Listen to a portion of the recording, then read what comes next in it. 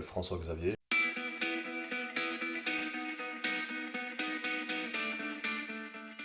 J'ai 34 ans, marié, deux enfants, un mec normal. Quand on veut, on peut. Et c'est ce que j'ai toujours fait. C'est ce que j'ai toujours pensé. Que c'est pas parce que tu es issu d'une classe sociale, peu importe la classe sociale, si tu veux, tu peux. Enfin, j'en suis convaincu. Et ça m'a donné de la force. La force d'y arriver.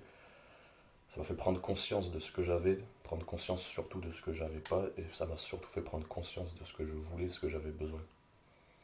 Et au final, je me suis encore une fois donné les moyens d'avoir ce que je voulais. Et je parle notamment de ma famille. Il me fallait un cadre, il me fallait un certain confort, on va dire, sentimental, émotionnel. Et je l'ai retrouvé. Ça avait suffisamment été la tempête quoi, pendant toute ma jeunesse. Il me fallait un cocon. J'avais besoin de me poser, et j'avais besoin d'aimer, je pense. De savoir ce que c'est aussi d'être aimé, construire, d'échanger. Je connaissais pas tout ça. Et c'est ce que je veux éviter maintenant. De transmettre mes cicatrices en fait. Au bout d'un moment, bien qu'il y en ait un moment donné qui dise stop, qui garde tout et qui part sur une base saine. Je suis construit sur de la tristesse. Donc, d'où le petit triste marqué ici. Mais ouais, c'est un peu ma fondation, c'est la tristesse, malheureusement, mais c'est mon terreau. J'ai grandi sur ça, mais après, il y a tout qui pousse sur du terreau, même le plus sale des terreaux, on va dire. Donc voilà, je compte bien briller. J'ai jamais fait trop de conneries non plus, parce que j'ai toujours eu quand même la tête sur les épaules malgré tout. Alors les expériences, bon ben j'en ai fait. Il faut bien tester des trucs, il faut bien s'essayer. Mais c'est ce qui fait que je suis posé maintenant. Moi j'ai fait ma crise de la quarantaine si tu veux, avant tout le monde. J'ai tout fait d'un coup. Maintenant c'est bon, c'est fait, c'est derrière. En fait c'est assez paradoxal moi, ma situation parce que j'étais très triste et très en colère, très longtemps. Mais en même temps j'ai toujours eu le sourire et j'ai toujours kiffé à fond en fait. J'ai toujours voulu profiter à fond. Jamais perdre une miette. Euh, tout ce que j'ai fait, c'était dans l'extrême. Vraiment, il faut que j'aille au bout des choses en fait. C'est... Et depuis toujours. Je voulais faire de la musique, j'en ai fait. Et j'étais à fond dedans. Je pensais qu'à ça. Je veux faire du tatouage, je suis à fond dedans. Je pense qu'à ça. J'ai une entreprise. Déjà, je pense qu'on n'aurait jamais misé sur moi, quoi. Même moi, le premier, j'aurais jamais misé. Et au final, ben, je suis à fond dedans, quoi. Et je veux pas être ce mec au bout de la table, plus tard, et que mes enfants disent ah, mon père, il aurait bien aimé faire de la guitare et faire de la musique. Ou ah, mon père, il aurait bien aimé faire ça.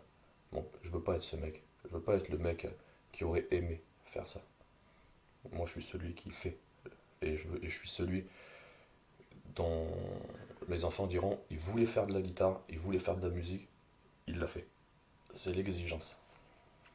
Je suis quelqu'un de très exigeant envers moi-même et forcément je le reporte sur les autres. Et ça peut être un défaut, un gros défaut.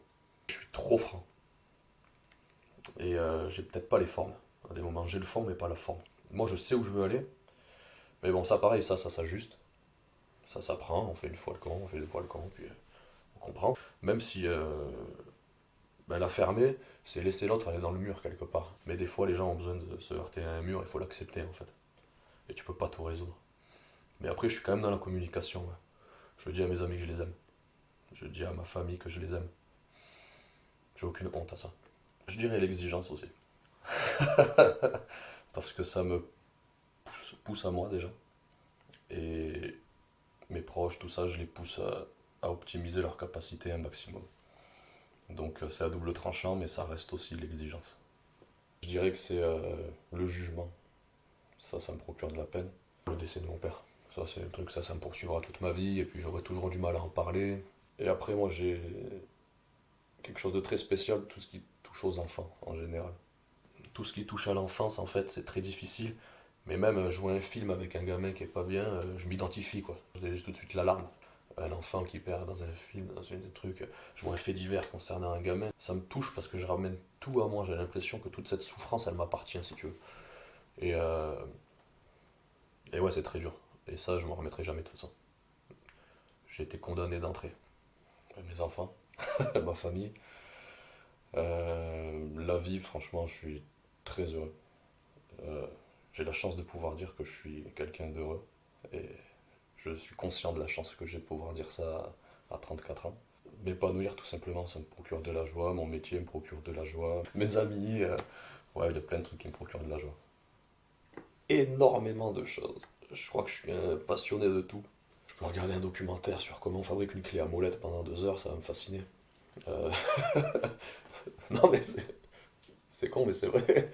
Je trouve qu'il y a tellement de choses à apprendre.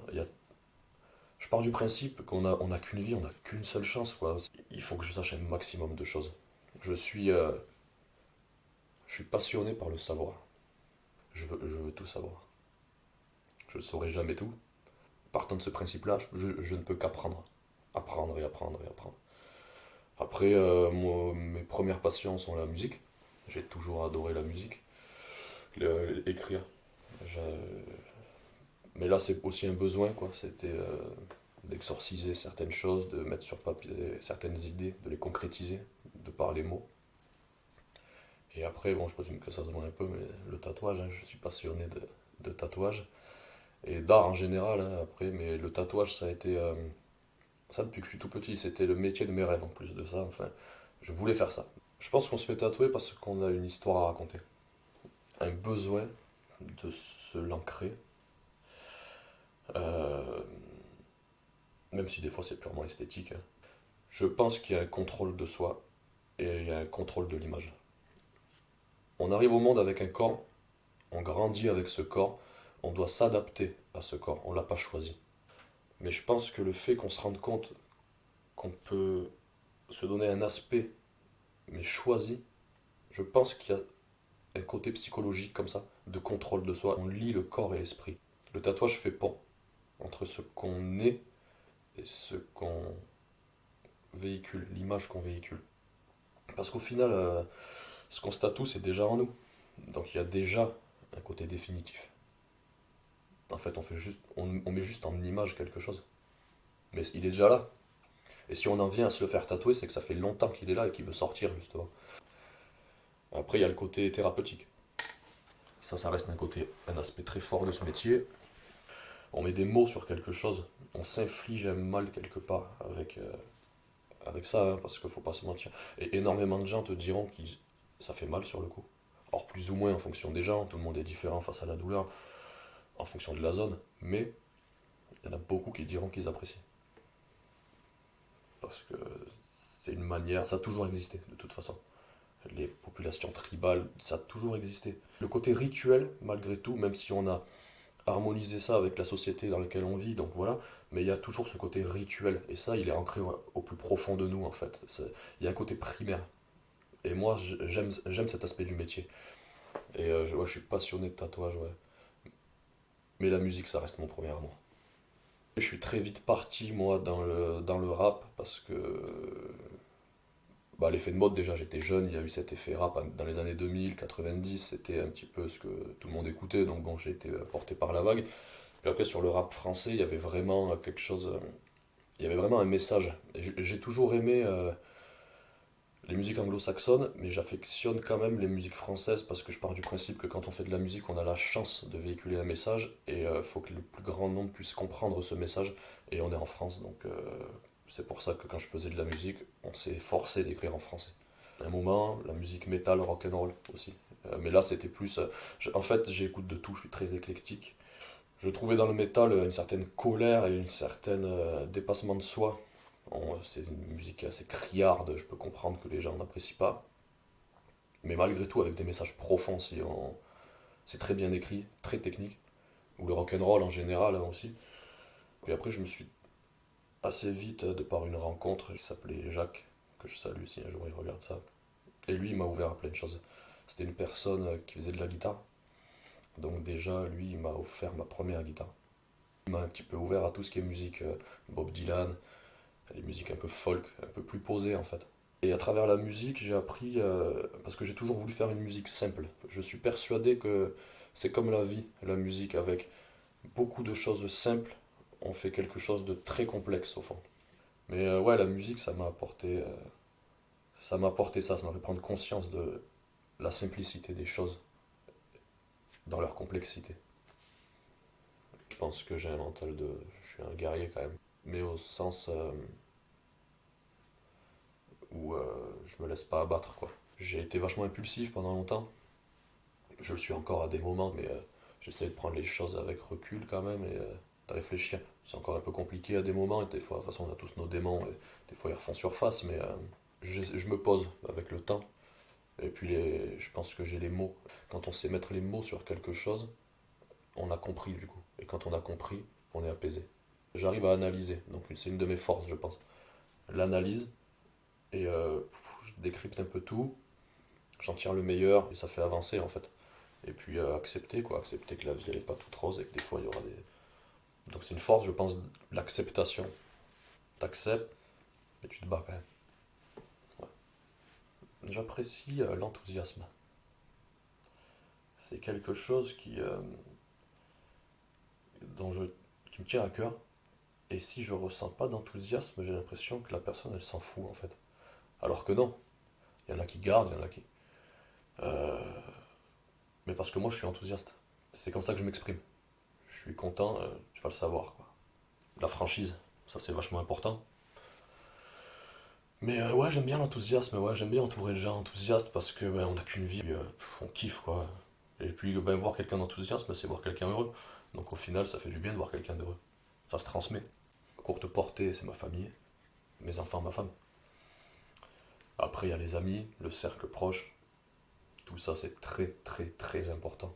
Donc je me suis très vite entouré de beaucoup de copains, beaucoup d'amis. Ça a toujours été très important pour moi. Et les amis, j'ai toujours tout donné pour mes amis. Euh, et je donnerai toujours tout pour mes amis. Après, les valeurs ont de la valeur pour moi. Au bout d'un moment, il faut bien se construire un cadre, il faut bien se construire des règles. Tu sais, quand t'as pas de règles, quand tu fais ce que tu veux, parce que moi, je faisais ce que je voulais quand j'étais gamin. Si je voulais passer 4 jours dehors, je passais 4 jours dehors, j'avais 15 piges et je rentrais pas pendant 3 jours, je faisais ce que je voulais. C'est bien quand t'es gosse, t'es content, tu dis je fais ce que je veux. Mais en fait, c'est nul en fait. Donc je me suis construit des règles, des valeurs. J'ai pas toujours été à la hauteur, peut-être qu'il y a des moments où je ne serai pas encore, parce que c'est très difficile de maintenir le cap malgré tout. Mais ouais, les valeurs, je suis quelqu'un de très loyal, je suis quelqu'un de très. Par rapport à la famille, aux amis, j'essaye d'être honorable quoi, dans ce que je fais. Je veux montrer l'exemple. Après, des valeurs qui ont de la valeur, le respect, c'est quelque chose d'important. Qu'on se respecte, je suis conscient qu'on ne peut pas tous s'aimer. Par contre, on peut se tolérer. Ça, c'est possible. On peut s'accepter. Franchement, ça c'est donné à tout le monde. Y a- Ça demande à rien. À la limite, juste de ne rien dire. Tu te tais, t'as pas à juger la personne. Ça va rien t'apporter à toi déjà. Donc partant de ce principe-là, ne perds pas ton temps à juger. Fais ta vie. Puis toi, t'aimes pas qu'on te juge. Alors pourquoi tu juges quelqu'un? Et je pense que ça a quand même une certaine valeur pour moi, ouais. Je dis pas aimez-vous les uns les autres, j'ai juste acceptez-vous quoi. Ou alors du moins, fais ta vie et tu t'occupes pas de ce qui est à côté quoi. Je suis convaincu que si tout le monde faisait ça, les choses elles iraient tellement mieux quoi. Et du coup, forcément, ce qui en découle, c'est de l'entraide, de la solidarité.